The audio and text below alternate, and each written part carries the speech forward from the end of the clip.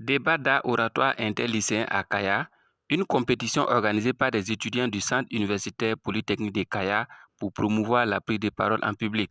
Débutée le 18 février dernier, cette première édition des débats d'art oratoire interlycéen a connu la participation de 10 lycées de la ville de Kaya. Pour la finale de cette première édition, c'est la salle polyvalente de Kaya qui a accueilli les lycéens de la ville, venus nombreux pour soutenir leurs camarades. Au début de la soirée dédiée à la finale, 4 équipes se sont affrontées en demi-finale afin de désigner 2 équipes finalistes. Après la délibération du jury, c'est le lycée Saint-Corneille de Kaya et le lycée scientifique régional de Kaya qui ont réussi à convaincre les membres du jury pour le ticket de la phase finale. Pour départager les 2 équipes finalistes de cette première édition, un thème d'actualité a été proposé aux lycéens débatteurs, à savoir « L'État doit-il promouvoir l'engagement des femmes dans la lutte contre le terrorisme ?» Les débatteurs ont chacun à tour de rôle avancé leurs arguments devant le jury.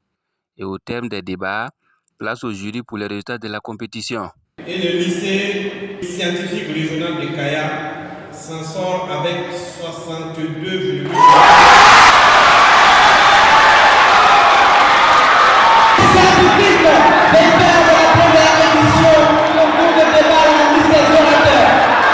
Au terme de cette édition, l'équipe victorieuse, qui est le lycée scientifique régional de Kaya, repart avec un trophée, un bon de formation de 25 000 francs et une enveloppe de 50 000 francs CFA.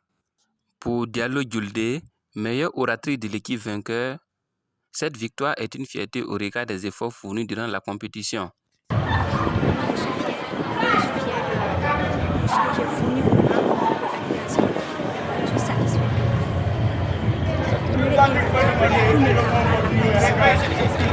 Parce que ça nous permet d'exprimer le potentiel, ça nous permet de nous affirmer. Le débat même, c'était ma passion. Je me suis lancée. J'ai fourni beaucoup d'efforts. Je me suis sacrifiée, jouée. J'ai commencé à travailler. Sur les sacrifices, surtout les sacrifices.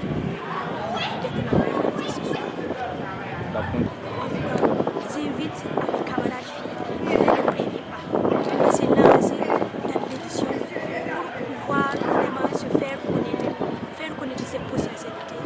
Et afin de développer vraiment les débats là, il faut que ça dépende de les réalités du pays. On doit prouver vraiment que nous sommes des filles intelligentes, que le Burkina compte sur nous.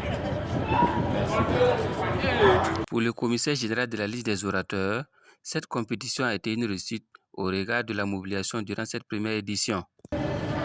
Satisfait, je ne dirais pas, parce que nous sommes plus que satisfaits de cette finale.